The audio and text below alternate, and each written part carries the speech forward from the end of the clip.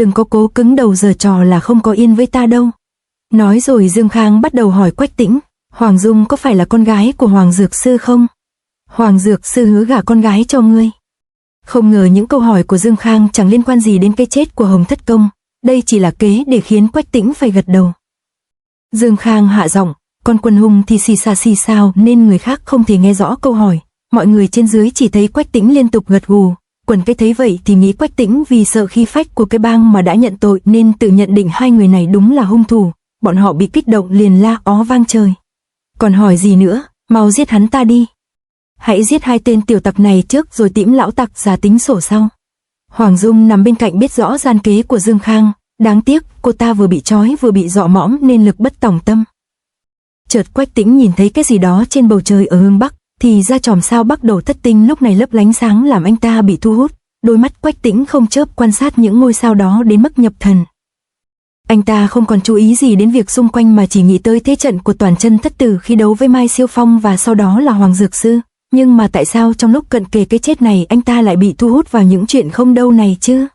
Các huynh đệ, bọn chúng đã thành tâm nhận tội, Bành trưởng lão mau thanh lý bọn chúng rửa hận cho bổn bang đi.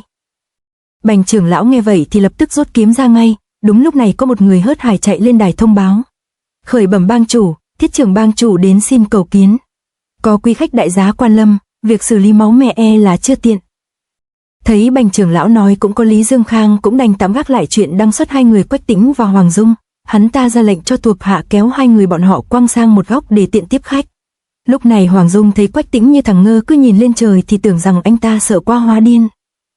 Tĩnh ca ca chỉ ngẩng đầu nhìn trời như này chắc là đã khuất phục chịu chết trẻ rồi. Thần chí huynh ấy chắc giờ đây đã rỗng như gáo dừa. Giản trưởng lão vừa thấy Cầu Thiên Nhẫn bước vào thì liền nhanh nhảu giới thiệu. Bổn bang Hồng lão bang chủ không may yểu mệnh mà đăng thiên, vị này là Dương bang chủ mới nhậm chức của bổn bang chúng tôi. Nghe giản trưởng lão nói vậy Cầu Thiên Nhẫn liền chắp tay cung kính thi lễ ngay. Ồ, bang phái có bang chủ trẻ tuổi thế này thật là phúc lớn của cái bang. Người này từng lộ diện ở Thái Hồ. Hắn ta bản chất xấu xa, vậy sao ta không mượn hắn để lập uy trước mặt đệ tử cái bang chứ hỉ? Nghĩ rồi Dương Khang liền vận kinh quán đầy vào tay, hắn ta tiến tới dự định sẽ bẻ gãy cánh tay của lão già này để triển lộ thần oai lấy uy trước đám thuộc hạ. Cầu bang chủ xin đừng quá đa lễ mà chi, tại hạ rất vinh hạnh được gặp ngài.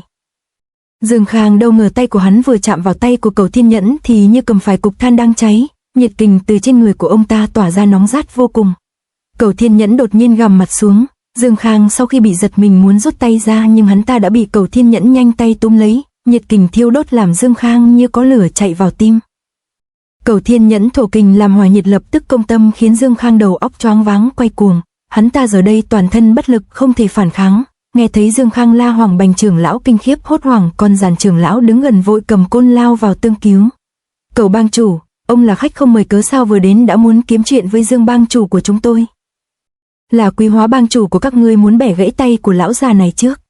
Vừa nói Cầu Thiên Nhẫn vừa hất mạnh tay ném Dương Khang về phía Lỗ Hiếu Cước. Bành trưởng lão và Giản trưởng lão kẻ kiếm người côn lập tức vây giáp Cầu Thiên Nhẫn. Các ngươi đối đáp với khách quý như vậy là sao?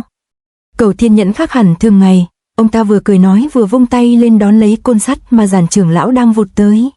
Thiết trượng của Giản trưởng lão đánh ra dễ dàng bị Cầu Thiên Nhẫn khống chế. Không những vậy ông ta còn thổ nhiệt nung đỏ thiết trượng khiến Giản trưởng lão đau đớn phải buông tay. Cái bang của các ngươi có thói hư ý đông hiếp ít hả? Vừa quát nạt xỉ vả Cầu Thiên Nhẫn vừa thuận thế cầm cây côn đã bị nung đỏ vụt thẳng vào Bành trưởng lão. Thế côn như sấm làm Bành trưởng lão vội vã thu kiếm đón đỡ. Cầu Thiên Nhẫn như chẳng tốn chút sức chỉ với một cái cầm nắm xoay người và vụt đã hóa giải thế công của hai trưởng lão ra áo túi cơm. Cầu Thiên Nhẫn sau khi đẩy lui địch thì thổ mạnh kình vào hai tay rồi ném thiết trượng đã bị nung đỏ phóng vào mỏm núi phía xa. Thiết trượng cắm sâu vào vách núi rồi phát ra những tiếng nổ liên hoàn đinh tai. Màn triển lộ dương oai cho thấy Cầu Thiên Nhẫn võ công quán tuyệt kinh người, đám môn hạ cái bang không ai còn dám tấn công ông ta nữa. Thiết trưởng bang và quý bang xưa nay cà phê không chạm trà sữa, tại sao hôm nay ta có hảo ý tới bái hội mà quý bang vì cớ gì vừa gặp mặt đã động tay động chân, bộ bị ngứa hay gì? Thấy Cầu Thiên Nhẫn bực bội chóc nã Giản trưởng lão vội tiến tới trả lời. Nhất định là có hiểu nhầm gì ở đây rồi, hôm nay Cầu bang chủ quan lâm mọi người đều rất hoan hỉ chứ không có ý bất kính. Ồ, Hồng lão bang chủ không may tạ thế mà quý bang lại moi đâu ra vị bang chủ mới trẻ tuổi thế này, đúng là tuổi trẻ tài cao đáng khen lắm thay. Sau khi được Giản trưởng lão vuốt đuôi Cầu Thiên Nhẫn có vẻ cũng đã hà hỏa, Lão ta quay sang nói lời khen như móc mỉa làm đám trưởng lão dù tức dữ lắm nhưng không ai dám nói gì. Dương Khang vừa điều tức hồi khí vừa tỏ ra băn khoăn về lão già phá đám này. Không thể nào, Cầu Thiên Nhẫn không thể có võ công cao cường như vậy được.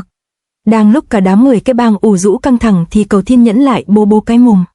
Lão phu hôm nay bái hội là có lý do to như cây núi, được sự ủy thác của Triệu Vương gia Kim Quốc, lão phu hôm nay đến là để gửi chút hậu lễ cho quý bang.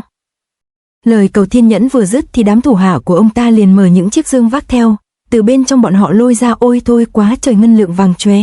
Nghe thấy vậy Dương Khang vui mừng như trúng xổ số, lập tức mau miệng hỏi ngay: Triệu Vương gia đang ở đâu? Ta muốn gặp mặt ông ta diện kiến.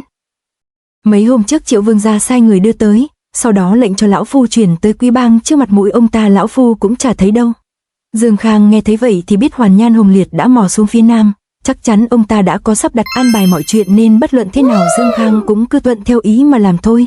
Nghĩ rồi hắn liền quay sang Cầu Thiên Nhẫn hỏi han: Không biết là Triệu Vương gia xem trọng bổn bang có gì sai khiến không? Giang Nam đất lành người giỏi, ở đây hơn hẳn cái đất phương Bắc lạnh giá quanh năm. Triệu Vương gia là muốn chúng tôi rời xuống phía nam ư? Lỗ Hiếu Cức trưởng lão đứng ngoài hóng hớt khi nghe hai người này nói chuyện thì chợt cảm thấy có điều gì đó kỳ kỳ. Ông ta lập tức định thần lắng nghe cho kỹ. Dương bang chủ đúng là ăn muối iốt đúng cữ nên thông minh vô cùng.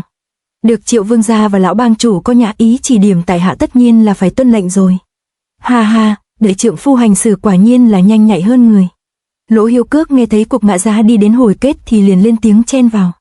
Chúng ta lấy hành khất làm chính, nhận ngân lượng của người ngoài mà làm cái quái gì? Bang hội chúng ta có cả trên chục vạn người rải rác khắp thiên hạ, thế lực nào có yếu há lại đi chịu sự sắp đặt của kẻ khác, xin bang chủ suy nghĩ cho kỹ vào. Nhà ý tốt của Cầu lão bang chủ nếu không nhận thì thật là quá bất kính, vàng bạc của cải này ta không có cần, 4 vị trưởng lão cứ lấy mà chia chắc cho các huynh đệ đi.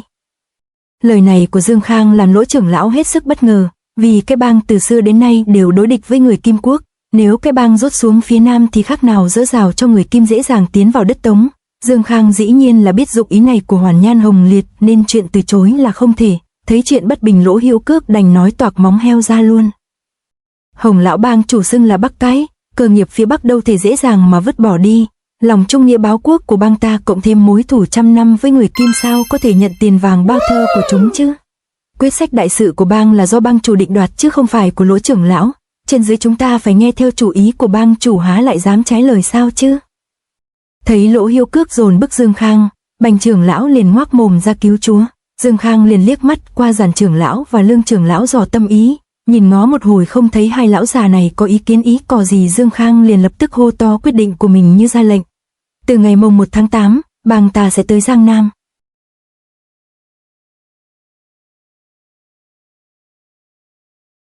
To be continued.